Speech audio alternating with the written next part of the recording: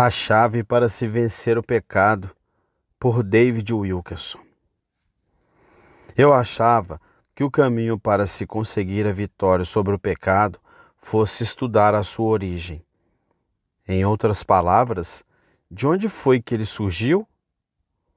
Como é que fui infectado por ele? Porém, que estudo longo e complexo é este?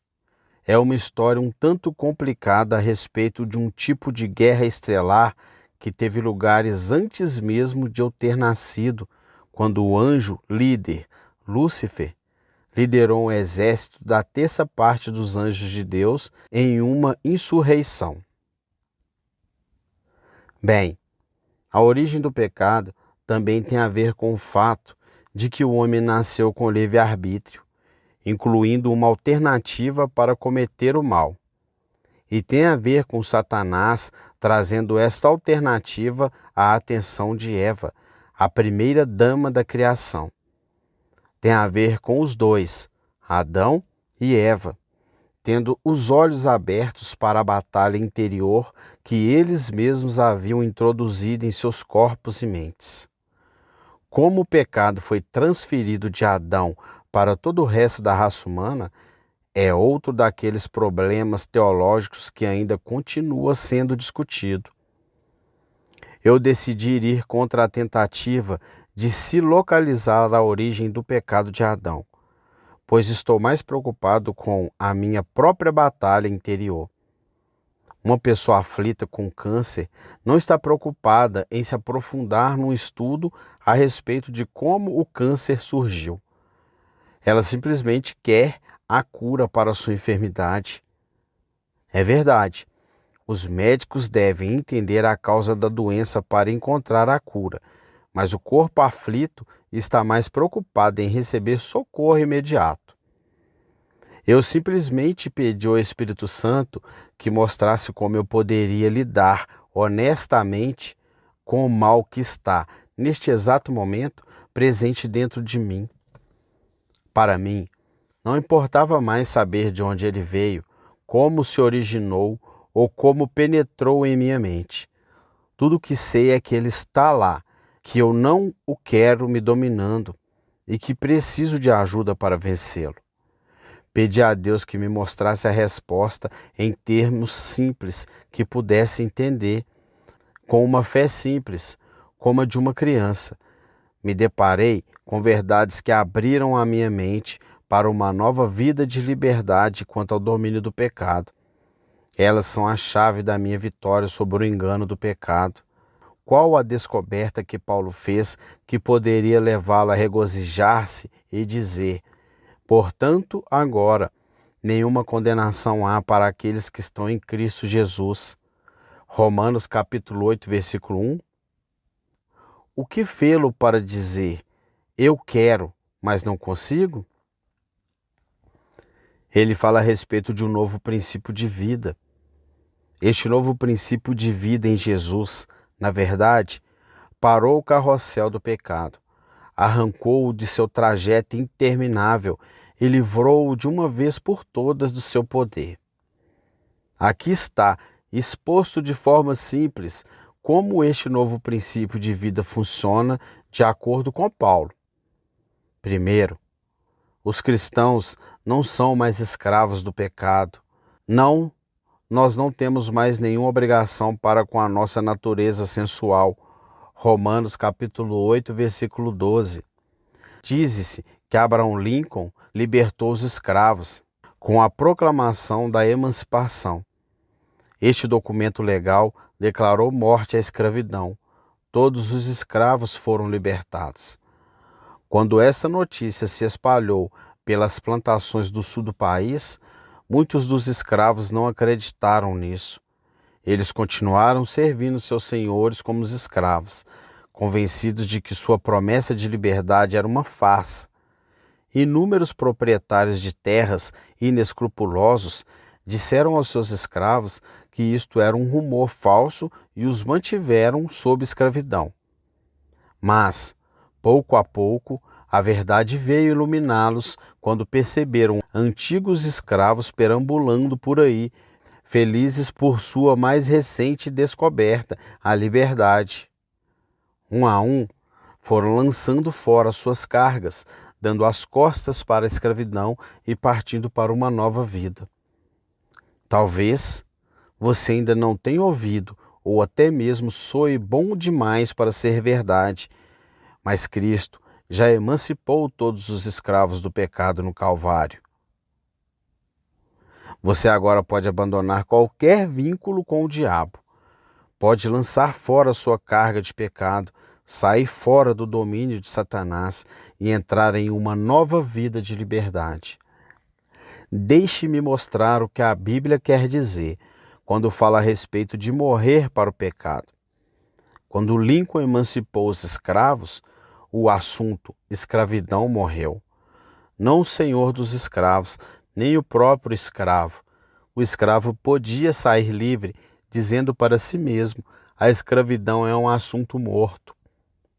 Ele agora podia voltar para os campos e até mesmo pegar mais algumas carreiras de algodão, talvez por medo ou instinto, mas aquilo, de forma alguma, fazia dele um escravo novamente.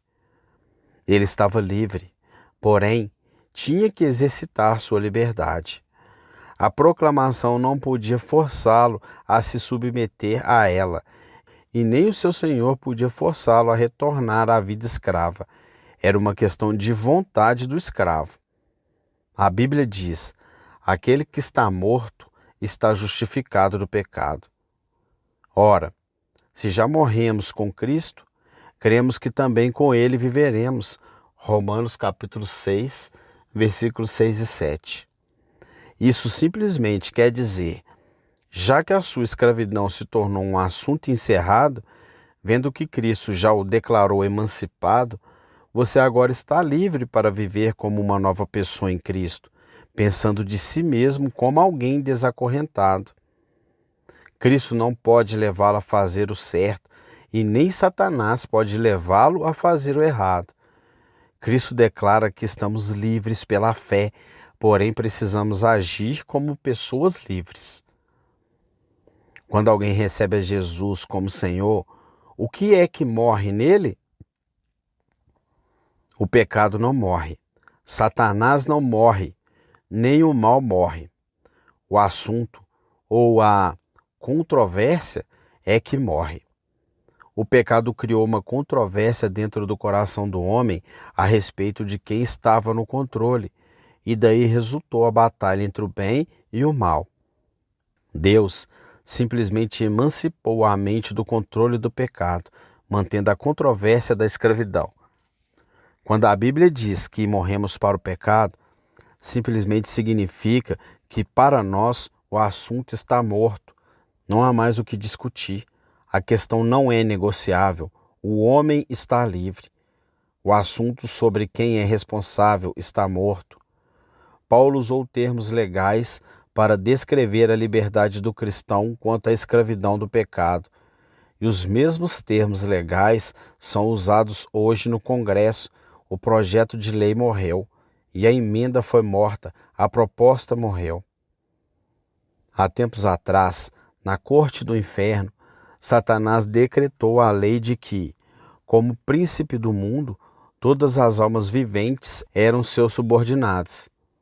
A Corte Suprema de Deus matou esta lei do pecado e morreu, porque Satanás não podia impô-la mais.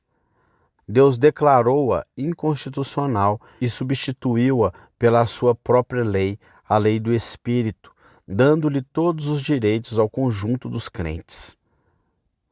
Agora, nenhum cristão pode dizer: não consigo evitar, não consigo me libertar do pecado.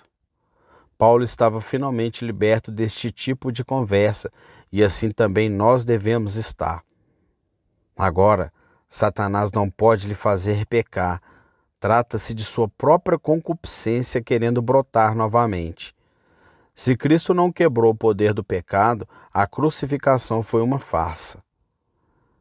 Você sempre será um escravo até que desista de ficar desculpando a sua fraqueza, alegando-se incapaz.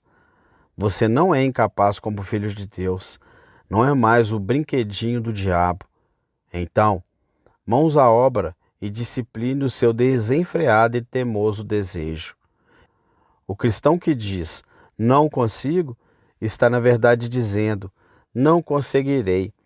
Fingir ainda ser um escravo é um álibi que os cristãos usam para se livrarem do fato de terem que encarar a responsabilidade de sua libertação, porque não recebestes o espírito de escravidão, por outra vez, estarde em temor, mas recebestes o espírito de doação de filhos, pelo qual clamamos, Abba, Pai. Romanos capítulo 8, versículo 15. Permanecei, pois, firmes e não vos submetais, de novo, a jugo de escravidão. Gálatas capítulo 5, versículo 1. Segundo, a libertação da escravidão do pecado deve ser aceita pela fé. Esta é a razão porque provém da fé, para que seja segundo a graça, a fim de que seja firme a promessa. Romanos capítulo 4, versículo 16. Fé é algo que você executa em cima daquilo que crê. Sabedoria não significará nada, a menos que você age em cima disto. Os filhos de Israel receberam a boa palavra de Deus que havia entregado a eles a terra de Canaã por herança. Esta informação não teria significado nada para eles se tivessem permanecido como escravos no Egito. Mas a Bíblia diz, pela fé deixou o Egito, pela fé passaram o Mar Vermelho, como por terra seca. Hebreus capítulo 11, versículo 27 ao 31. Os israelitas não marcharam para as fronteiras de Canaã, disparando um arsenal de flechas e esperando que os exércitos inimigos caíssem mortos, todos de uma só vez. A terra, de fato, lhes pertencia, mas tinham que possuí-la, destruindo um soldado de cada vez. O que é que isso tem a ver com o fato de eu alcançar vitória sobre as garras do pecado? Tudo. Cristo liquidou com o assunto da escravidão ao pecado, declarando que você está emancipado de seu domínio. Porém, você precisa crer nisso de tal forma que venha tomar alguma atitude a esse respeito. Não é o suficiente dizer, sim, eu creio que Cristo perdoa os pecados, que Ele é o Senhor, que Ele pode quebrar o poder do pecado em minha vida. Você está mentalmente consentindo com aquilo que ouviu. Mas fé é dar um passo em direção a essa promessa de libertação e agir em cima dela. Mas como? Quebrando os vínculos com amizades antigas que o arrastam para baixo, convencendo-se a si mesmo de que, na realidade, a liberdade é sua. Reivindique-a. Deus falou, então haja em cima do que Ele disse. Livre-se de sua passividade e entre na nova vida de paz e liberdade com determinação convicta. Sua batalha pode e deve finalmente acabar. A Bíblia é bastante clara a esse respeito. Os cristãos esperam entrar em um repouso. Portanto, resta ainda um repouso para o povo de Deus, porque aquele que entrou no seu repouso, ele próprio repousou de suas obras, abandonou a batalha. Procuremos, pois, entrar naquele repouso, para que ninguém caia no mesmo exemplo de desobediência. Hebreus capítulo 4, do versículo 8 a 11. Fé em ação gera confiança. Os crentes vencem o poder maligno deste mundo através da fé. Verdadeira fé é a única alternativa que pode lhe ajudar a resistir com confiança os poderes da tentação. Domínio próprio só é possível quando, pela fé, a verdade de já estar emancipado é aceita. Amar a Deus significa obedecer seus mandamentos, e estes mandamentos não são penosos. Na verdade, essa fé que devemos ter é o único caminho pelo qual o mundo pode ser conquistado. 1 João, capítulo 5, versículo 3 e 4. Sede sóbrios, vigiai, porque o diabo, vosso adversário, anda em derredor, bramando como leão, buscando a quem possa tragar, ao qual resisti firmes na fé, sabendo que as mesmas aflições se cumprem entre os vossos irmãos no mundo. 1 Pedro, capítulo 5, versículo do 8 ao 11. Mantenha-se firme. A coisa mais importante que eu posso dizer para um cristão que ainda está batalhando contra um pecado secreto é: mantenha-se firme. Ninguém jamais afogou-se enquanto nadava em direção a Cristo, nem foi deixado sangrando para trás à beira do caminho, estando ferido numa batalha para ser livre. Quando você cai ou encara face a face um vício que não sai, Deus marca uma linha exatamente onde você está. Ele diz: levanta-se, confesse e continue andando em frente. Não volte para trás da linha. Não volte para a escravidão. Continue em minha direção. Você foi emancipado. Então não desfaleça. Mantenha-se firme pela fé em direção à sua liberdade. O passo mais importante que você dá como um cristão é aquele que dá logo após ter caído. Satanás lhe sussurra ao ouvido: você está estragado até o caroço, é sensual, infantil, imaturo. Nunca será uma pessoa santa, nunca será alguma coisa em Deus. Então desista, entregue-se. É inútil tentar. Volte. Deus é muito elevado e muito santo. É muito complicado e difícil. Você nunca vai conseguir. Está tudo acabado. Mentiras, todas elas, mentiras. Então você pecou? Julgou que tinha liberdade e a perdeu? Pensa que as pessoas vão lhe chamar de fingido? Pecou descaradamente e ainda sabendo que o Espírito Santo estava gritando em seus ouvidos?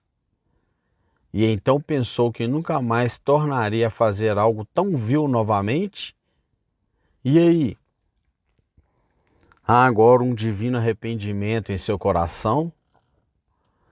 Está determinado a se levantar e agir como uma pessoa emancipada? Está humilhado, envergonhado e arrependido? Está pronto para continuar em frente? Aceite o perdão de Deus e prossiga. Você ainda é seu filho. Você não é escravo do pecado. A bondade amorosa dele é maior do que todos os seus pecados. Aceite seu amor e perdão e recobre o ânimo. Pare com as suas introspecções sem fim. Você não irá encontrar a vitória investigando toda a sujeira de sua natureza má.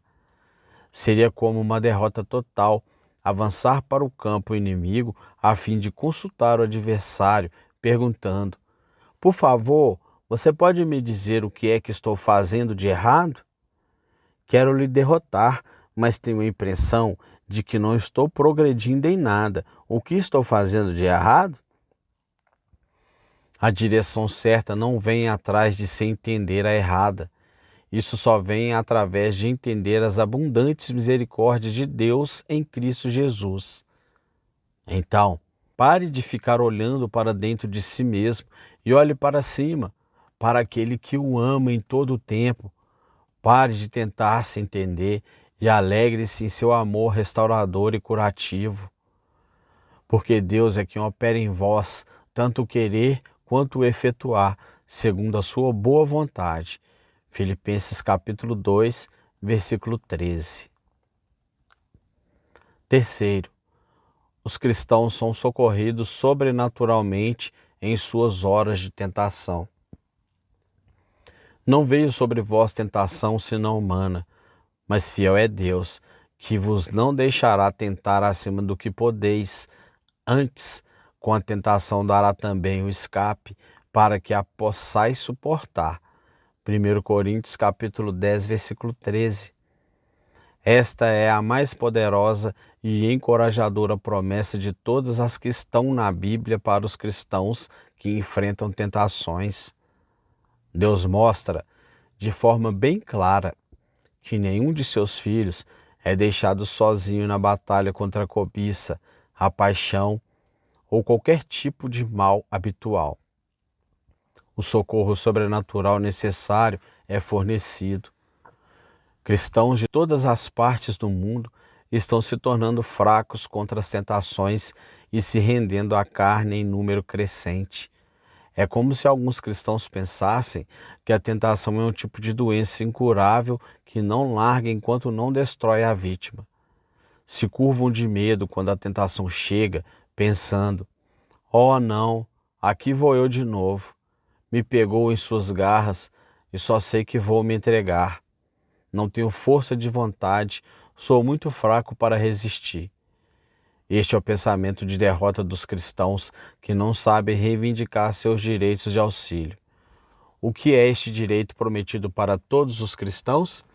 É o direito ao auxílio sobrenatural durante as tentações. Estarei eu dizendo através de Cristo que não só liberta o cristão do poder do pecado, como também o ajuda guardando-o de volta a praticá-lo? Isto é exatamente o que a Bíblia diz.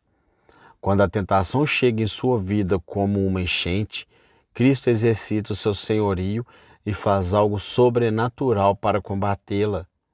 Ele cria um caminho de escape, de modo que estes crentes possam sobreviver à prova ou, em outras palavras, suportá-la. A tentação é o teste de livre-arbítrio do homem. Logo, Deus não pode eliminar a sua alternativa para se pecar sem destruir este mesmo livre-arbítrio. Então Deus faz algo assim eficaz para aqueles que nele confiam. Faz algo em relação ao objetivo de cobiça. Ele age externamente a nós, exatamente na fonte da tentação. Isto é melhor ilustrado por uma mãe que age em relação à tentação que seus filhos têm de roubar bolachas do pote. Ela não pode remover de repente a tentação deles, então ela simplesmente pega o pote e o coloca longe de seu alcance. Além disso, pode ser ilustrado por um pai que muda sua família de um bairro infestado com tráfico de drogas para evitar que seus filhos sejam seduzidos por usuários e vendedores de narcóticos.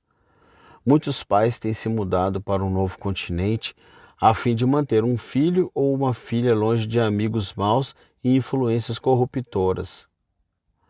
Todos estes pais agiram em amor, esperando que a sua temporária intervenção viesse a permitir algum tempo para que seus filhos aprendessem a obedecer do fundo do coração. Embora deva chegar o tempo em que os filhos decidam seus negócios por si mesmos, um pai amoroso não pode ficar parado, permitindo que uma criança imatura possa ser dominada por alguma influência maligna. Um pai preocupado irá levar o seu filho para longe da tentação, ou de alguma forma colocá-la fora de seu alcance. A Bíblia ilustra como Deus pode colocar objetos de tentação fora do alcance de seus filhos. Por exemplo, os filhos de Israel começaram a murmurar contra Moisés por tê-los levado para fora do Egito. Eles queriam retornar ao seu velho estilo de vida. A liberdade parecia ser muito cara. Então Deus planejou abrir o Mar Vermelho, permitiu que o exército egípcio perseguisse o seu povo em terra seca e então fechou o mar, bloqueando qualquer chance de retorno. Deus fez aquilo apenas em resposta às ferventes orações de Moisés e outros israelitas que desejavam a liberdade. Assim como Jesus, os cristãos devem resistir às tentações com a palavra de Deus. A maioria das tentações podem ser neutralizadas simplesmente concentrando o raio da verdade sobre elas. Porém, existem outras tentações que estão tão enraizadas, são tão furiosas e tenazes, que não podem ser resistidas sem que haja uma intervenção sobrenatural. As tentações mais graves são geralmente o resultado de um ataque direto e pessoal de poderes demoníacos.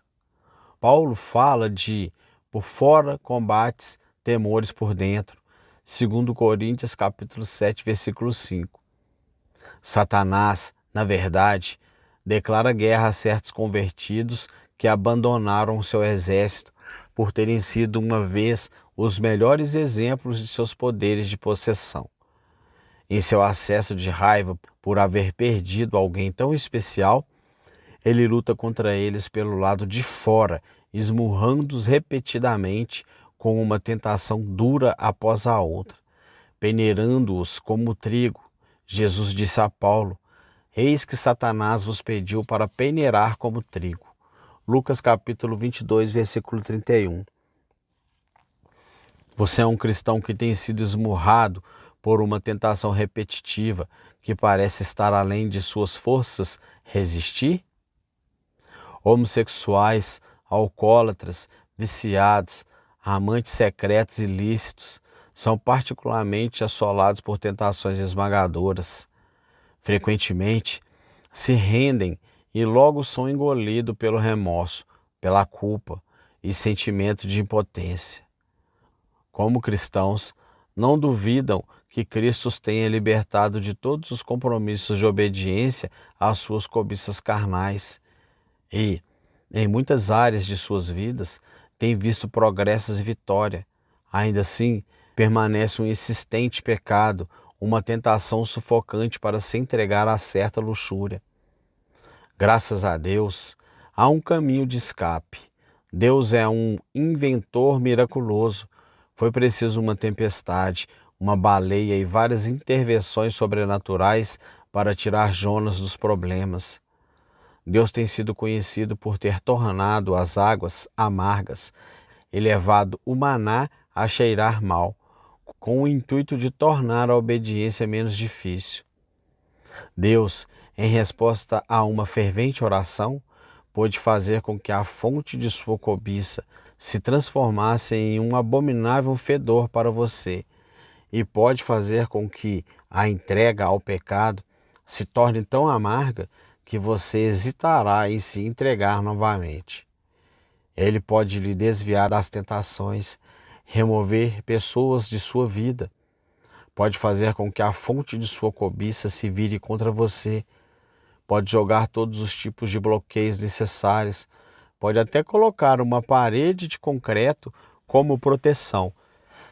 Ele pode simplesmente levá-lo, sem que você nem ao menos resista, para dentro do local secreto de oração, ou então enviar alguém para avisá-lo e corrigi-lo, mas por um jeito sobrenatural ou outro, Deus irá responder à oração e intervir na situação, tornando possível para os cristãos obterem a vitória sobre suas mais violentas tentações.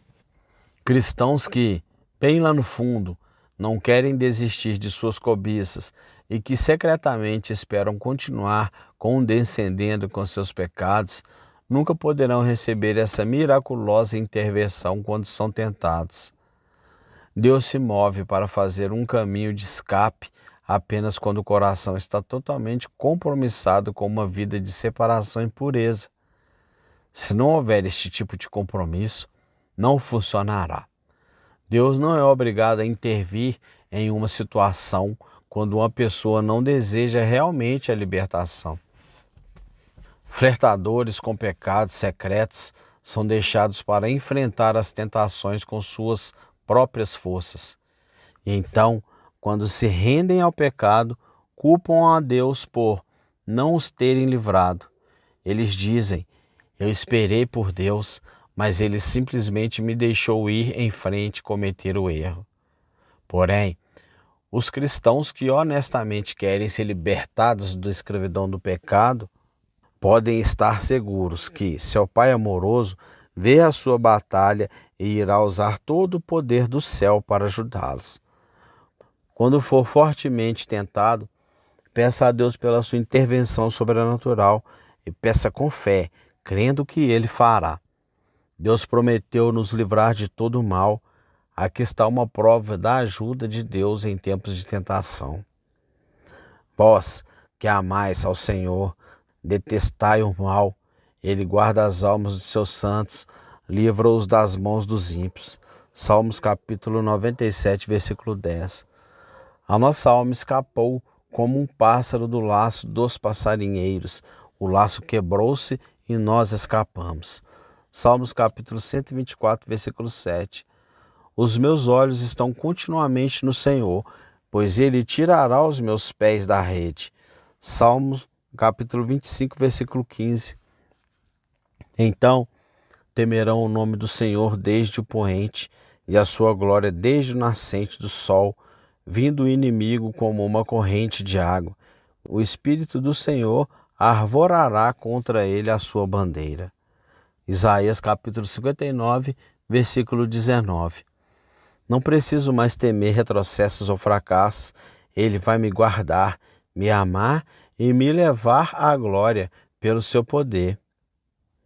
Ora, aquele que é poderoso para vos guardar de tropeçar e apresentar-vos irrepreensíveis com alegria perante a sua glória. Judas capítulo 24.